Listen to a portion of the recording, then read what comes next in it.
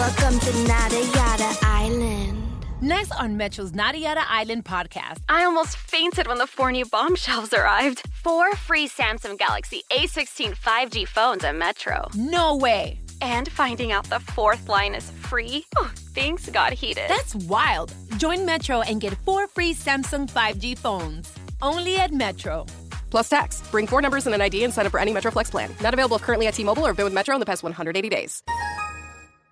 Welcome to Mind Love, episode 16. Today's episode is all about listening to our bodies. You could spend your time medicating your acid reflux and medicating your insomnia and medicating your depression or your anxiety or trying to regulate your fertility and like all these different systems. But really, wouldn't it be much more efficient to just treat the root? Turn up your frequency with Mind Love. Bite-sized brain hacks for seekers, dreamers, and doers. It's time to give your mind a little love with your host, Melissa Monti.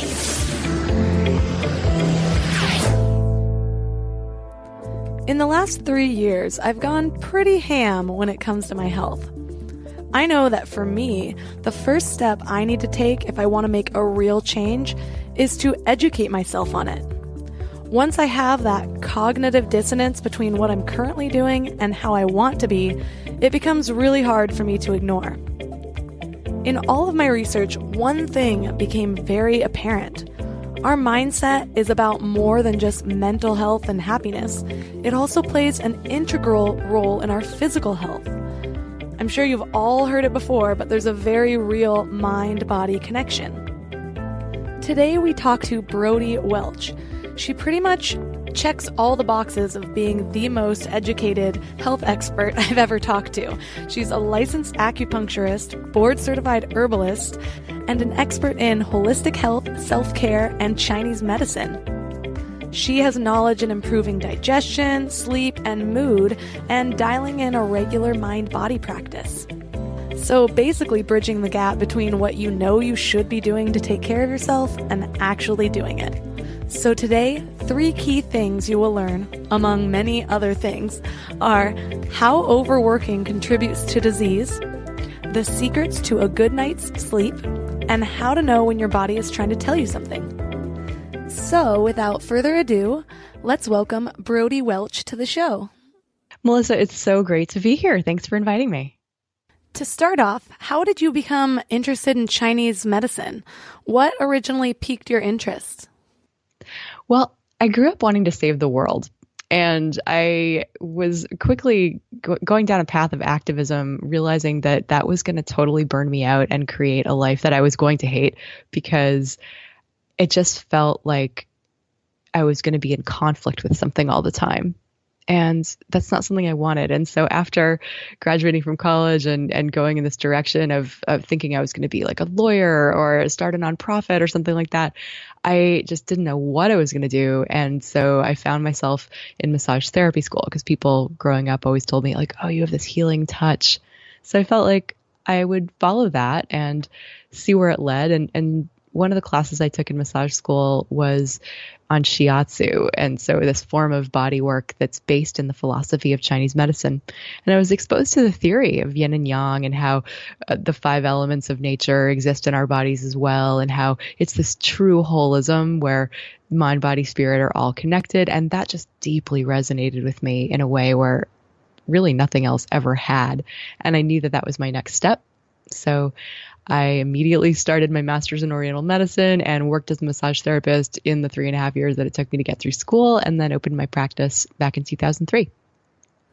Give us a brief overview about what Chinese medicine is and the philosophies behind it.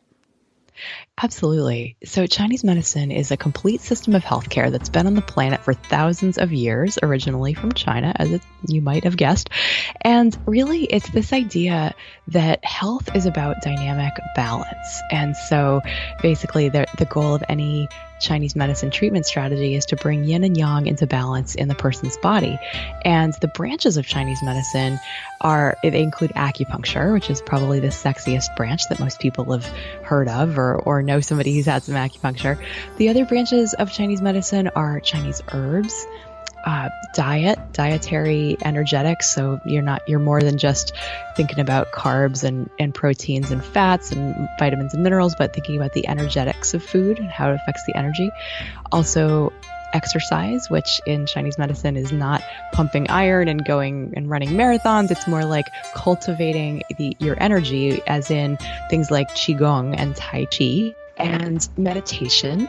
And really any choice that you make can help bring you into balance or take you away from balance. And so a lot of my work that I do as a coach is really about helping people apply Chinese medicine philosophy to their lives, which you don't necessarily need a practitioner for. You just need to understand the principles that are at work out in nature and therefore in our bodies as well. Because in Chinese medicine, it's basically, if it's out there, it's in here. If it exists in nature, it exists in the ecosystem of our bodies. And so it's really an exciting lens to look through in terms of thinking about yourself differently and what might be possible for your health. When it comes to healing approaches dating back centuries or even thousands of years ago, I've heard some people bring up the argument that, well, how could they understand more than we do now without the help of the technologies that we have today? My theory is, without all these technologies, people were more in tune with their intuition, which may mean that they're better able to listen to their own bodies or pick up on the energies of other people. What are your thoughts on that? Well, first of all, we know that the oral tradition of Chinese medicine goes back thousands of years, even before the written record of Chinese medicine, which is over 2,000 years old, and that people learned it from masters. And so people would be spending hours and hours and days in meditation, studying their own internal subtle anatomy, just like the yogis were in India, and coming up with, the traditional medicine of India is Ayurveda and the sister science of yoga. So both of these systems are very similar in the sense that our health and our bodies are about a dynamic balance of energy. And so And we know that the meridians, the pathways that energy takes around the body, were talked about before the individual points. And so that to me suggests that the sages were able to see and feel these energy pathways in their own bodies and probably in other people as well, and therefore able to manipulate the flow of energy with things like massage or using, back then it was, needles were kind of a big deal. So needles were not necessarily the only way of accessing energy, but also the burning of mugwort and burning of this herb near an acupoint to basically tap into the body's intelligence. If we think about an acupoint is basically a mini chakra. It's an energy center. It's a place where energy can be accessed. And actually, in recent years, that science has been able to measure the electromagnetic difference of an acupoint versus the skin right next door, where there isn't necessarily that same energy concentration, and they're really different. So science definitely bears that out. But so I think a combination, and also just as you said, that on page 1 of the Yellow Emperor's Classic of Internal Medicine, which was written 2,200 years ago, that it's essentially a conversation between the emperor and his chief physician. And the emperor is like, hey, what's up with the fact that in olden times, right, older than 2,200 years ago, people used to live to 100 on a regular basis. And these days, everybody's falling apart by the age of 50 and dying off. Like, what's the deal? And the imperial physician says, well, because we've forgotten the way of nature, that in modern times we're, and he proceeds to unpack all the things that people were doing wrong in that day and age. And so, yeah, the idea that we're not machines, we're connected to the environment, and that basically honoring the natural rhythms is one of the keys to staying healthy. For listeners who don't know, can you explain a little bit about what the energy body is?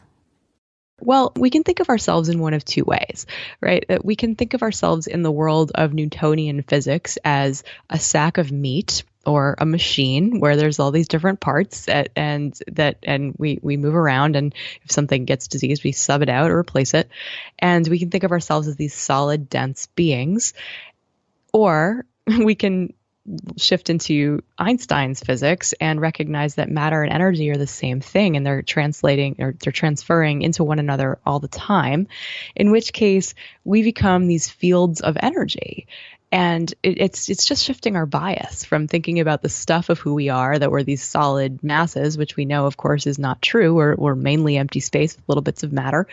And so if we just think of ourselves that way, then the physical confines of our body is not where we stop. We actually, our energetic field extends out 6 to 12 inches beyond our skin, and that's measurable. That's something that science is getting into figuring out, just all the implications of that. So thinking of yourself as this living field of energy, for example, you can't see wind, but you can see the effect of wind through the trees. And that's a lot of times what I encourage people to think about qi as, right? This energy that we can't necessarily see it, but we can see what it does, and we can see how it's manifesting in our bodies and in our thoughts and in our emotions. Because really, like, what's an emotion other than just an energy flow that's moving through us? And what's a thought other than a very subtle form of energy, as opposed to, a bone or a muscle or, just any of our bodily fluids, which are just really more dense forms of energy. But of course, we know that matter and energy are the same thing. It all comes from the same source. You can't have thoughts or moisture in your skin or a beating heart without breath, without nutrition, without rest, that all of it is, it's all energy. It's just hard to talk about when everything's everything. And so we then subdivide it into terms like yin and yang. You mentioned that energy follows our focus. As a yogi, I hear some version of that fairly often, but can you expand on that a little bit? So in Chinese medicine, there's this phrase, yi dao, qi dao, which is that our intention leads the qi. And we can think about that just in terms of changing your perspective, right? We've all had this experience where it feels like there's not enough time to get everything done that we need to do, where we feel stressed, we feel time compressed, and then we realize it's a first world problem, right? We realize it's not life or death. And so we shift our perspective and suddenly we unclench, our bodies relax, because we're telling ourselves this isn't a life or death emergency. It's just a deadline. And so shifting out of that mindset, because stress, of course, dictates whether or not our bodies kick off this cascade of hormones that alter our physiology from rest and digest mode into fight or flight mode. And so just by seeing fewer emergencies in life, we don't have to bite the hook of stress nearly as much, which means that we're not doing that to our bodies all the time. So really, we can think about that in a very concrete way. How we interpret the world determines how we end up feeling. So take someone who's really stressed out all the time. What does that mean about the way that they are interpreting the world? Well, our nervous systems were designed to get us out of imminent danger, right? Our fight, flight, freeze response is what enables us to fight off predators or to run away or to be on such high alert that we can pretend we're invisible so that they avoid us. And modern day emergencies are rarely life or death. They're really threats to who we think we are and not to who we actually are. And yet we still go on this roller coaster ride of stress anyway. And so So if we're perceiving our life as, oh my God, I have to do this, or I can't say no to this person because what will they think, or like whatever it is, it's whatever we're stressing about, unless it actually is a life or death situation, is really a threat to our social self, or the sort of the social mask that we wear to navigate the world. And it's really a threat to our ego. It's a threat to who we think we are and not to who we actually are. And so as we identify more with the idea that you're this basically a drop in the ocean of consciousness, that you're this sea of energy, if you can pan back and have a larger perspective, you really see that stress is optional, because you don't actually have to be the people pleaser or the overachiever or the one who's perfect or the one who makes it nice for everybody else. And it's like, if that's what you're stressing about is your inability to keep up your social mask, you can just let it go. You can totally let it dissolve. And suddenly you're much more free and you're much more relaxed and you're much more yourself. I've not yet heard the term the social self, but I like that descriptor. You hear ego a lot, but I think that there's so many connotations that come with the word ego.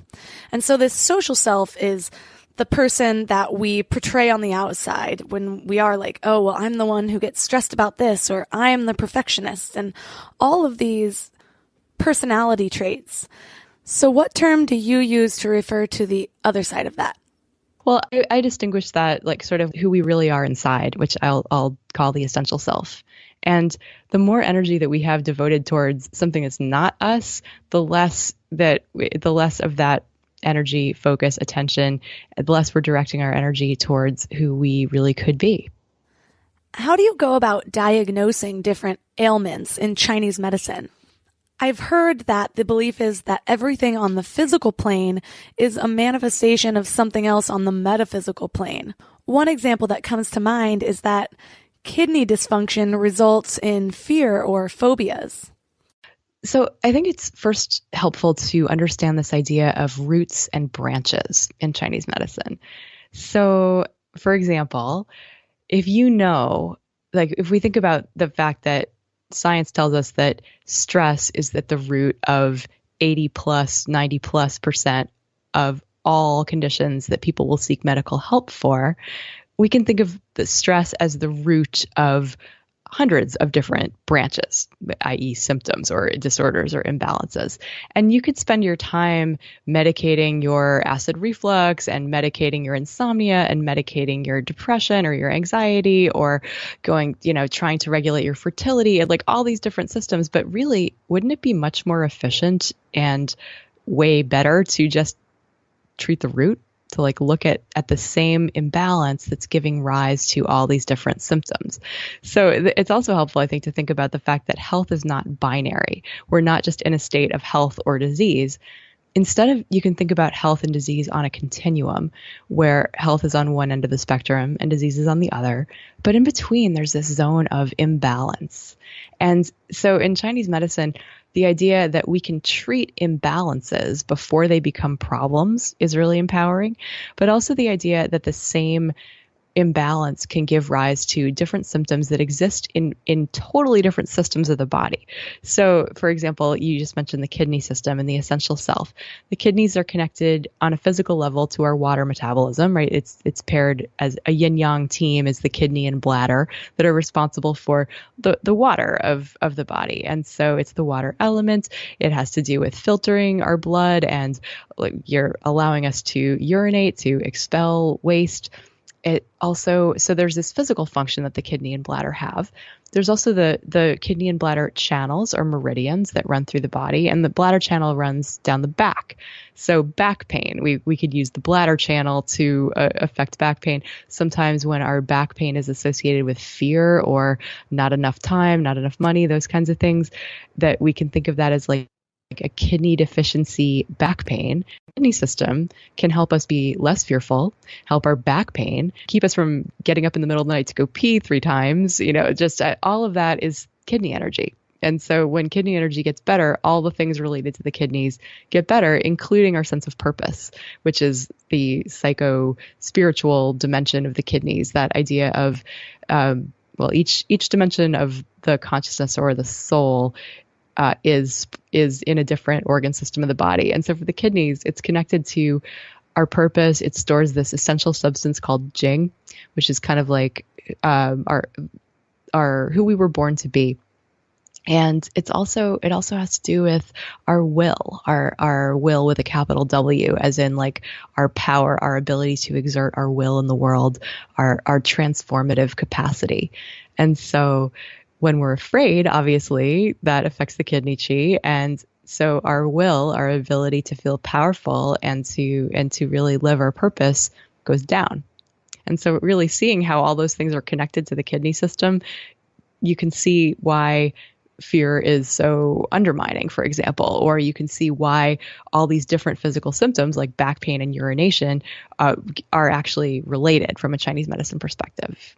Hold that thought. Before we go deep today, I want to give you a little gift, and I want to give it to you every single day. It's called the Morning Mind Love. I know how life can be. You're all fired up after an inspiring episode, and then a new day or a new challenge comes at you, and it's just hard to keep up that energy. Well, the Morning Mind Love is kind of like an oracle from your higher self to help you start each day with a positive focus. Plus, when you sign up, you get 2 free gifts, a 30-minute binaural meditation and 30 days of journaling prompts to help you remember who you truly are. And it's all completely free. So join over 9,000 people and go to mindlove.com to sign up or text the word morning to 33777. Connection, opportunity, possibility. It's what we all want. Spectrum has built a world where anything is possible, with products and services designed to work better together for a seamless connectivity experience. A connection to family and friends, a connection to education, and a connection to new opportunities. So there's no limit to how big we can dream. That's Life Unlimited. That's Spectrum.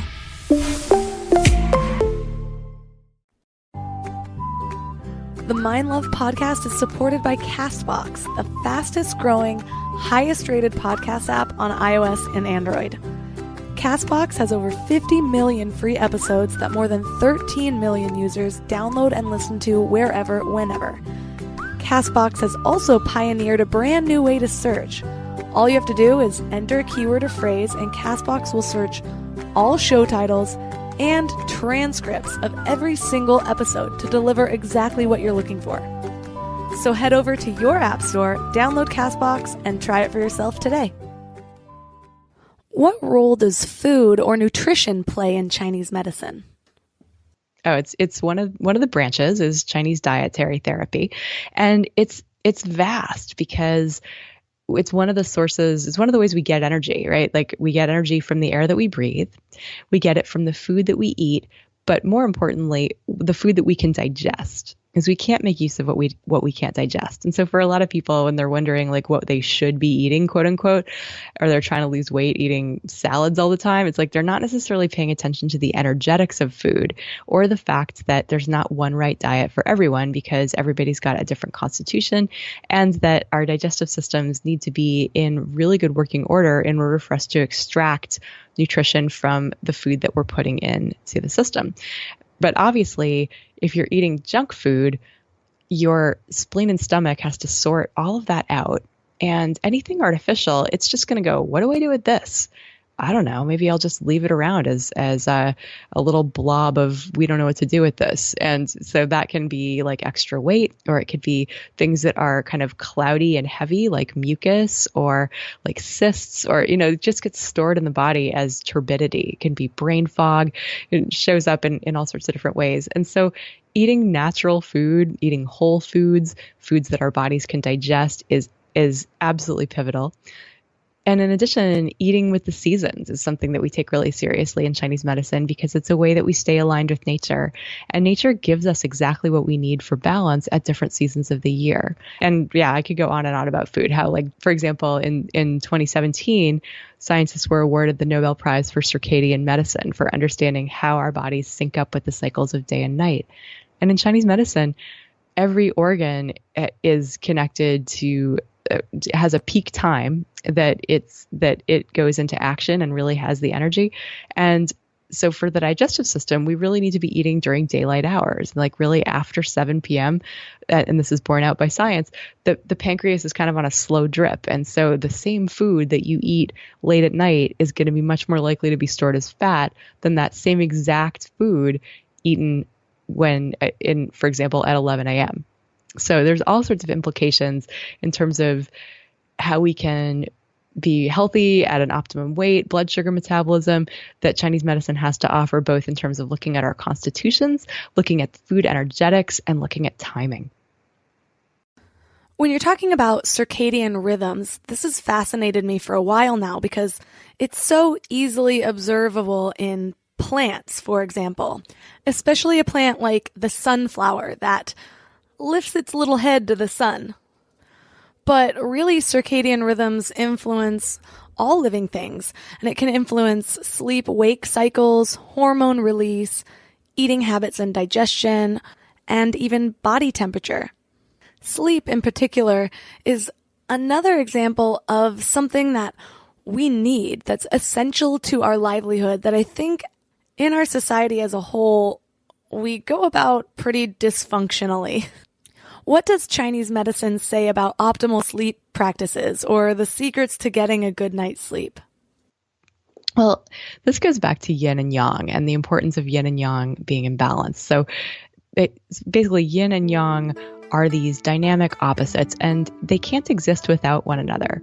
So if we want good energy and productivity and focus, we know that we can't just keep making our days longer.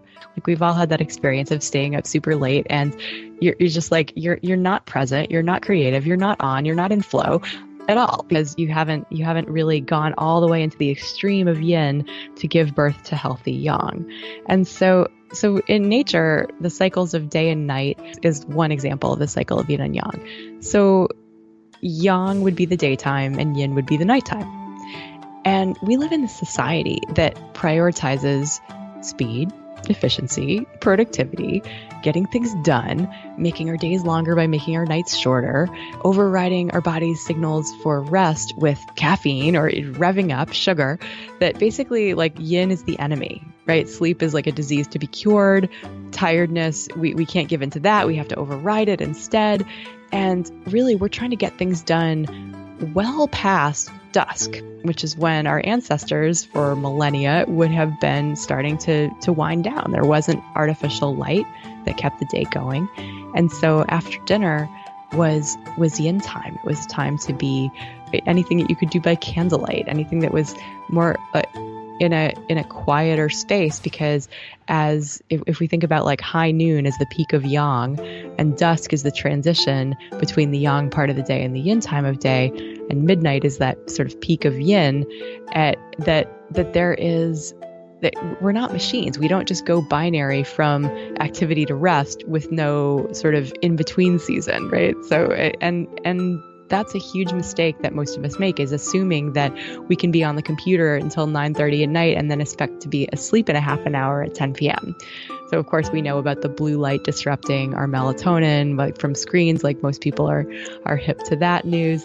But even just thinking about ways that we could be subtly revving ourselves up in the evenings instead of winding down, whether that's working out late at night, whether that is watching, action-packed violent movies, or, like watching something that's just like so much stimulus coming at us at a time where we're supposed to be kind of withdrawing from the world and getting quieter. And again, that sort of, if we were to put yin and yang as body and mind, most of us spend way too much time in our heads and we don't really honor what our bodies are needing. So in the evenings, if you were to, first of all, eat dinner a little earlier during daylight hours, that gives your body the optimum 3 hours that it needs to digest before going to sleep. And in that time, you could potentially be doing something great for your body, like taking a bath or doing some self-massage, taking a walk, playing a game, connecting with your partner or your kids or your friends or whoever in a way that feels cohesive and connective and sweet and not necessarily not overstimulating. So I'd say, like, recognize that you're an animal, recognize that it's not natural for us to be going until all hours of the night, and to, in a really practical way, consider just having an evening by candlelight just to see what that's like, and patterning your evening routine so that you can wind down and get really solid sleep, and so that you can get to sleep by 10 p.m. And that's another place where the Chinese medicine's idea of the different organs kicking into gear at different times. Our liver and gallbladder are supposed to clean our blood at night, and if we're awake between those hours of basically 11 p.m. to 3 a.m., if we're awake during that time, our liver and gallbladder can't really do their jobs of detoxifying. And maybe you've had this experience where you've been up all night. Maybe you've been up all night working. So you haven't been at a bar drinking. You haven't been putting toxins into your body, but you feel like utter crap anyway. And that is a lot of times because you're just simply, your body wasn't able to do the detox that it needs to do in the middle of the night. And we know, of course, that that's like new research about the brain, that sleep is when the brain detoxifies. It actually shrinks by a third of its size. And that allows the lymphatic fluid to move plaque out of our brains. And so if we're not asleep, we're not enabling that process to happen efficiently. ¿Hablas español? Sprichst du Deutsch?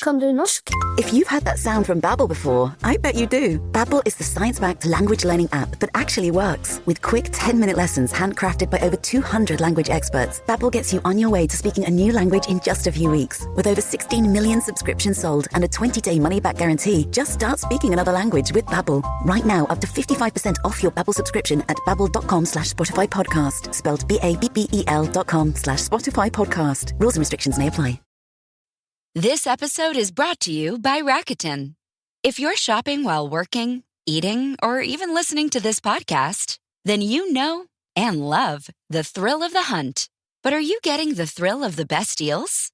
Rakuten shoppers do. They get the brands they love with the most savings and cash back. And you can get it too. Start getting cash back at your favorite stores like Samsung, Expedia, and Sephora. And even stack sales on top of cash back. It's easy to use, and you get your cash back through PayPal or check. The idea is simple. Stores pay Rakuten for sending them shoppers, and Rakuten shares the money with you as cash back. Download the free Rakuten app and never miss a deal. Or go to Rakuten.com to start getting the most bang for your buck. That's RAKUTEN. How in the world have I never heard that the brain shrinks a third of its size while we're sleeping? That feels like some pretty critical information. It's relatively new. It used to be like just the lymphatic system that I'm describing, which is connected to the lymphatic system of the body, which is part of our first line of defense against disease. It didn't used to be thought that the brain was connected to the lymphatic system. But yeah, lo and behold, Ayurveda and Chinese medicine have already known that. It's critical for memory, and why it's so critical for hormone regulation. Like when we haven't had enough sleep, we are leptin and ghrelin, our hunger and satiety hormones, are off, so that we're tempted to eat more and be less satisfied by what we're eating. And so it's another example of like when we're not getting our rest to rejuvenate our energy, we're going to be tempted to get it from food. And that's not necessarily the right strategy. So that is why I'm always hungry if I stay up late, and for whatever reason, I don't feel like I get full. Yeah, exactly. Because and if we think about that, the idea that there is kind of a metabolic fire that kicks up in the middle of the night, but that fire is essentially is there for the cleanup crew, not for more digestion. So basically, go to bed by 10. Another thing my husband and I talk about sometimes is that when we eat late at night, we notice there's a correlation between being more tired in the morning and having a more difficult time getting up. Is there anything to that? Absolutely. Yes. Because it takes energy to digest. And so your body it's trying to do two things at once, and really those activities should be separate. Digestion is a metabolic active process, and so that shouldn't be happening when we're supposed to be in a state of deep restoration. And actually, we're doing these experiments on mice and on humans where time restricted eating, where you can eat whatever you want, but having it during like an 8-hour window or a 10-hour window, that kind of thing. And so if you really cut off eating at say 6 p.m. and you enable that at least a 13-hour fast, or 13 to 15 hour, that the same food is going to have a different effect, right? So the exact same food can either make you overweight or make you lose weight, depending on when you eat it. But that also people who were put on this kind of a regimen tend to like to stay on it because they do notice after about 3 months that their sleep will get deeper. The pancreas has a signaling mechanism that the melatonin receptors in the pancreas actually tell the brain it's nighttime. Okay, so recently I've been paying close attention to the morning routines and the daily practices of successful people, and I keep hearing about this intermittent fasting thing. It's just so hard to do. It's like 8 p.m. hits and all I want is vegan chocolate and wine. Vegan chocolate and wine.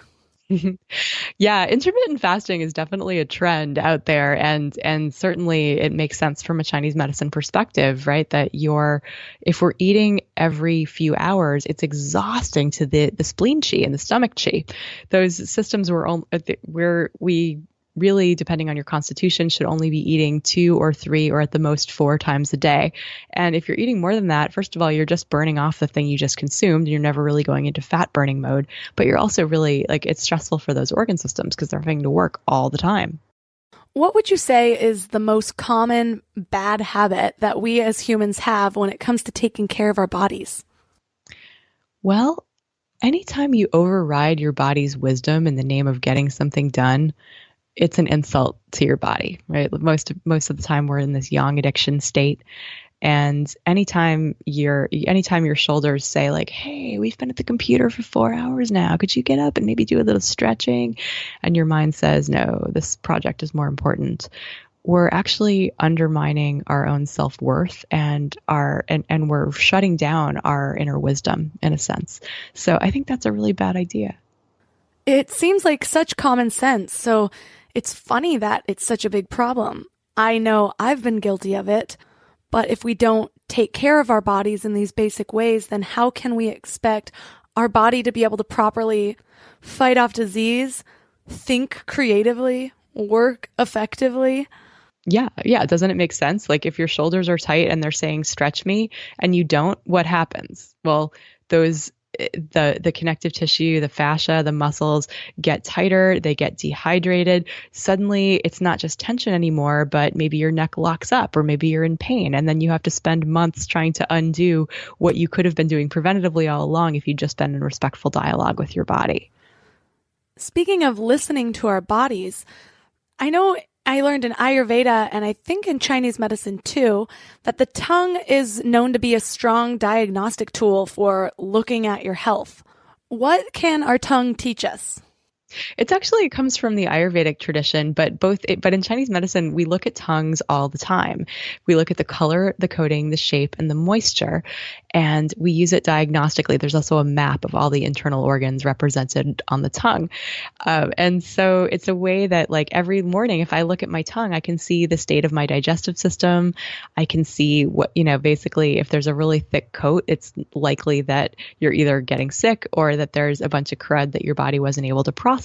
And so just it's a form of self-study, just kind of like looking into the mirror and, looking and see if your hair is messed up or anything like that. You're just looking and you're just checking it out. Like, what do I need to do for myself today that will allow me to steer towards health? So say I start a practice looking at my tongue every morning. What am I looking for? Does a certain color signify disease?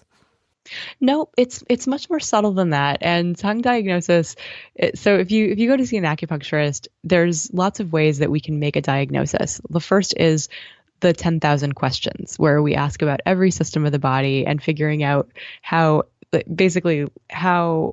every system supports another system and keeps another system in check. And so figuring out what's going on in this particular ecosystem, i.e. person before me, is the first step. But also we look at the tongue, and if the tongue, and we take the pulse, we listen to 3 different positions at 3 different depths on each side of the body. And that gives us a sense of the relative strength and weakness of different organ systems, as well as the overall quality of the person's being. So with the tongue, basically, if we use the ecosystem analogy, lots of things can go wrong in an ecosystem. There can be not enough of something. There can be too much of something. There can be energy not flowing very well, aka stagnation. And so if we look at the tongue and it's bright red, that indicates that there's a lot of heat internally in this person's body, and heat can show up differently in different organ systems. So like heat in the heart could be anxiety. Heat in the stomach could be sour stomach or acid reflux. Heat in the liver could be anger and resentment, or it could be gallstones. There's all sorts of different ways that heat could present itself. So if somebody's coming in and they're talking about having digestive issues and they're talking about irritability, we're going to get really curious as to whether that's coming from an excess or a deficiency, whether there's stagnation, whether there's heat, whether there's cold, whether, just like what's going on with this person. And so it's not something that really lay people can make much sense of, because it's this whole system of study that is usually a 3,000-hour master's degree in this country. So, but there's plenty that lay people can learn, just like looking at the coat and the shape. Also, if your tongue has like little ridges on the or like teeth marks around the edges, or is quivering, usually of the digestive system, being challenged by something. The same with divots in the top of the tongue. If there's a divot right in the center, it can mean that there's a deficiency of your digestive system. That's a lot of info you can learn from the tongue. I had heard somewhere one time to watch out for a pale tongue, but I can't even remember why. But it really goes to show you how amazing our bodies are. Yeah. Yeah. The pale tongue is usually blood deficiency, which is super common for women, especially women who menstruate, because it's a place where we lose blood. And so, but yeah, like that's the idea is that is it pale? Is it purple? Is it red? Is it a normal color? What's the coating like? What's the moisture like? Because again, as within, so without. And really there's this microcosm, macrocosm thing in the body where you can use any part to treat any other part. The ear, the scalp, the eye, like every part of the body represents everything. And so just knowing how to read any of these parts can help us understand ourselves better. I've never thought to connect my tongue to my menstruation. And I'm right. And now you will. Similarly mind blown and grossed out. Moving on. What would you say are some of the mindset shifts we need to make as a society regarding our health and our healthcare? Well, first of all, we need to start thinking proactively, right? In our society, it's absurd. I can't even tell you how many patients will come to me and they'll say, all right, so I went to my doctor and apparently my blood sugar's creeping up and I've gotten higher triglycerides. It's still within normal limits, but it's higher than it was last year. And, so there's this trend upwards. There's this trend towards prediabetes, trend towards metabolic syndrome, which are, of course, the major diseases of our culture: diabetes, heart disease, cancer, the major killers, Alzheimer's, which is type 3 diabetes. It's like it all connects to things that we could be doing now. And so, and how many times patients are like, I'll say, so what did your doctor say about that? And they'll say, oh, well, they'll just say that as soon as I cross this line, then I'm going to be on medication for the rest of my life. And that seems insane to me. And of course, not all doctors practice this way, but certainly as, that your doctor is not going to get reimbursed for like having a talk with you about lifestyle and diet. They're going to get reimbursed by ordering procedures, diagnostics, and medications. Usually, like they want to give you answers. And so treating retroactively is like baked into the system, regardless of the good intentions of the many physicians out there. Their hands are kind of tied by this bigger system, which is such a problem. So really starting to recognize that the choices that we make in our daily lives, everything that we do and think and put into our bodies, the way that we breathe, the way that we move, all of this stuff is going to have such leverage over how we end up feeling. And most things that people deal with are preventable. And so it's just thinking, yes, like genetics load the gun, but lifestyle pulls the trigger is that kind of classic axiom from functional medicine. And Chinese medicine would absolutely agree with that we have so much more power than we think we do. So getting really curious about how we can break up with stress in our 20s instead of in our 60s, for example, recognizing the power that our minds have over how we end up feeling, and recognizing just really that the mind, body, spirit all need to be tended to, or else you're headed for trouble. Health is hugely important to me, and in the last few years, I've educated myself more than I ever have. And the deeper I dig, the more I learn how the mind plays such an integral part in our health. What role do our thought processes and even visualization play in Chinese medicine? I mean, that goes back to that attention leads the qi. For example, in Qigong, this is really easy to understand, or yoga, which probably people are a little more familiar with. The instruction might be something like, okay, breathe into your little toe, or like, breathe into the hamstrings that are tight. And what that's doing is it's connecting your mind to the area of your body that you're trying to open or try to focus on. And if we think about that from a Chinese medicine perspective, if you're just going through the motions of a stretch, okay, yeah, like that's doing some good, but it's so much, and we actually know this, that making that brain to muscle connection changes our sense of proprioception. It changes how much energy is able to flow through that part of our body.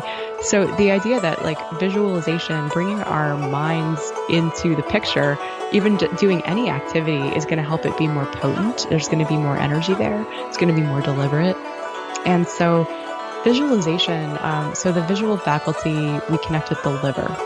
So the liver is connected with the eyes, like each internal organ has a sensory organ connected with it. The liver is connected with the eyes. It's also connected with vision in terms of the vision that we have for our lives, our ability to imagine what we want to do today or what what we want from the next phase of life. And that visualization we connect, it's a function of the liver.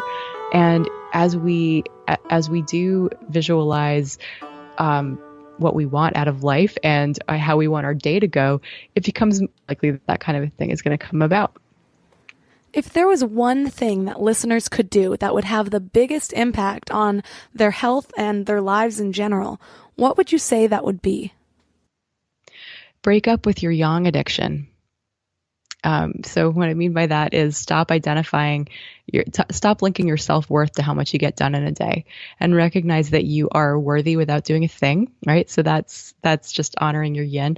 That's such an important mindset shift, because if you do that, like nothing else, if we know that the most powerful things we do for our health are the things we do every day, right? All those things that I was mentioning earlier, the habits of resilience, like mindfulness, meditation, self-massage, exercise, hydration and elimination, aligning with natural cycles, getting enough sleep, all these things, like you're not going to do any of it if you don't feel like it's important. And so if you're listening to this and you're thinking, yeah, I know I should be doing all these things, but I'm not doing all these things, that I'd like you to remember that you're worth taking care of. And that if you're not doing any of these things in service of like getting something done or in service of your to-do list, just recognize that you're yang addicted. You've bitten the hook, and that really you need to honor your yin in order to really fundamentally shift how you start living your life. And this is super hard to do. And so it's like surround yourself with countercultural transformation habit changers who are like really ready to do things differently.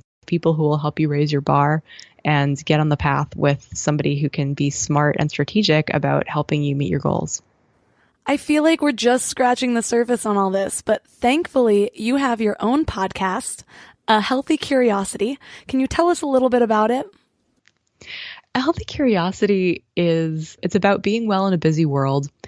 So everything from bringing health experts in to demystify their particular area of expertise to people who've had powerful transformations and the sort of things that they've learned along the way. But really, the underlying things tend to be about personal evolution and where that intersects with our health. And so, because I'm super interested in us not just being stuck in who we think we need to be, that social self idea, but really embracing all of our human potential. And so it's hard to embrace our human potential if we are, first of all, if we're in pain or if we're struggling with health issues. And so that's a big part of it. But self-actualization is, I'd say, an equally important part of the show. Besides your podcast, where else can listeners find you? BrodieWelch.com, that's Brodie with an IE and Welch with a CH, is the best place to find me.